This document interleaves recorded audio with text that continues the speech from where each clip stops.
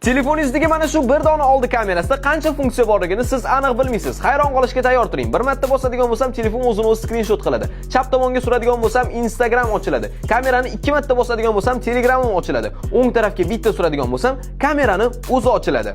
Bu funksiya barcha Redmi, Samsung, xullas bitta gap bilan aytganda Android telefonlarda o'xshaydi, faqat iPhone dan tashqari. Telefoningizga bu funksiyani yoqib qo'yasiz, iPhonechilarning yuragini tushirib qo'yasiz, chunki bularda unaqa funksiya umuman yo'q. Bu funksiyani yoqib qo'yish uchun birinchi navbatda Instagram profilimga o'tasiz, meni istoriyalarimni ko'rib qo'yasiz. Bu yerda ham qiziq narsalar bor. Mana shu joydan iloviy Xusbot joyiga bosasiz. Bosganingizda bu yoqda yuklash joyi chiqadi. Xuddi shu joyga bosamiz, mana shu silkaga bosamiz. Keyin sizlarni maxsus botimizga olib kiradi. Bu yoqdan boshlash tugmachasini bosamiz. Bosganimizdan keyin botimiz ochiladi. Bu yoqda ko'rishingiz mumkin, kamera funk degan joy bor. Xuddi shu joyga bosasizlar.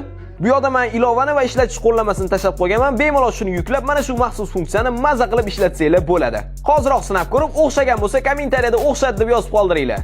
Bu funksiyani hoziroq telefoningizda yoqib qo'yinglar, aniq sizlarga foydasi tegadi. iPhone chiziganlar xafa bo'lmanglar.